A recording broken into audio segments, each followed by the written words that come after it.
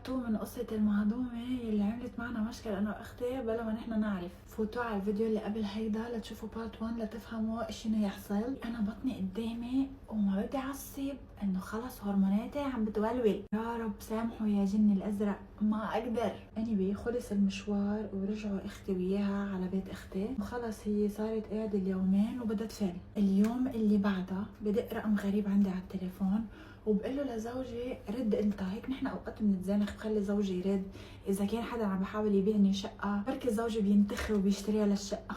عم بمزح. فزوجي رد على التليفون بتطلع هي بتقول له هاي، بقول لها هلو معك سكرتير ساندرا قليله مين معي؟ لا هي على السبيكر انا عرفت صوتها. بتقول له خلص غلط النمره.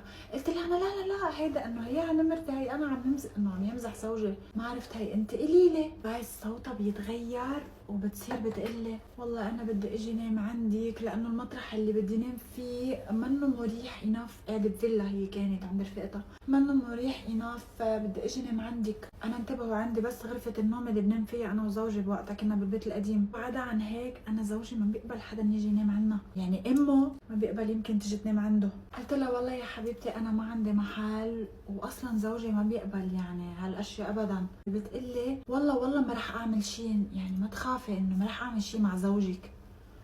قلت لها ليه انت مفكره انه فيكي تعملي شيء مع زوجي؟ يعني مثلا انه انت مفكره فيكي؟ قلت لها مش هذا هو السبب يا عمري، زوجي ما بيقبل. يعني بطلقوا كرمالك بنيمك بيناتنا. انا شو بدي؟ تعي نامي تعي اطلعي دندليهم لرجليكي وتعي جزدرتش. شو هيدا؟ بعدين انسوا انه زوجي ما بيقبل بيجي بيستقبلك عندي بالبيت لتيجي تقولي لي مثل ما قلتي لاختي ليش وهبله انا انه شايفتيني مجدوبه قدامك. بترجع وبتحسوا نبره صوتها تغيرت وبتقلي والله ما عارفه شو بدي اقلك. يلا على كل حال كتر خيرك يسلموا. بكل شي في خنزره. انا هون انصدمت قلت لها ايه اهلا وسهلا تكرم، يعني مش بدي اقول لها. انا بهاللحظه للصراحه فتت على كل السوشيال ميديا اكونتس شلتها من عندي، ما عاد رديت عليها يعني لا عاد حكيتها ولا عاد سالت ولا شيء لانه شخص كثير انجريتفul، شخص عن جد بكل ما للوقاحه من معنى موجوده فيها. فاست فورورد لمن يومين محسوبتكم بتقرر تبعت لي فويس نوت قد راسي. الصراحه انت ما عم صدق كيف تعملي فيي هيك وانا عم عاتبك لاني بحبك. انت كنتي شخص نايس، ما بعرف شو صار لك، خليكي نايس. بس على كل حال انا بحبك وبطلت زعلانه منك. سامحتني جايز، محسوبتكم سامحتني. اول شي انت ليه عم تحكيني لإلي؟ ما زال مشكلك مع اختي. ثانيا انا برفض تيجي تنامي عندي ولا ما برفض تيجي تنامي عندي، هذا حقك. ما الك بالحق تزعلي مني ولا الك بالحق لحالك ترضي ولا لك بالحق تعملي شيء، لا. وبتبعت لي بعد هذا الفويس نوت بعتي لي صوره لبنتك انه انت عرفتيني انا مولده، عرفتيني انا اللي فيني مكفيني، عارفه المرة بس تولد كيف بتكون حياتها، جايه تبعتي لي فويس تعاتبيني فيه وانت غلطانه.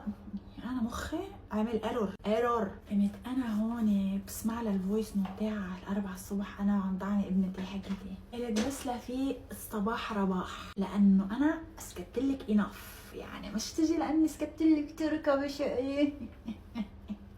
والله انا كويسه بس مو بلهذه الدرجه. قمت انا هون لا بررت شو صار ولا حكيت شيء. قلت لها يا بتحلي عني يا احطك في راسي، ما تخليني احطك براسي. انت جرون اب، يعني عمرك تقريبا 40 سنه. لو انت بس بتلتزمي بكلامك وبتخلي العالم توثق فيكي بتصير العالم بدها تشتغل معك. بس مين رح يقبل يشتغل معك وانت كذابه؟ انت وحده عديمه المسؤوليه، انت وحده 1 2 3 4 5 كلهم قلتهم. انتبهوا هوليك اليومين يلي اجت نامت فيهم عند اختي، يعني في يوم منهم جبتها لعندها على البيت وقعدنا وطلبنا اكل، صرنا بس اللي بدنا يعني اللي بدها اياه بس لنغير لها نفسيتها للمدام. وانا حامل بطني قدامي بالسابع، يعني شو بدك يا عمري؟ تعب بكاغيكي شو بدك؟ بحممك شو بدك؟ وهي طبقت المثل تبع ضربني وبكى سبقني واشتكى. ما فهمت ايش تقصدي؟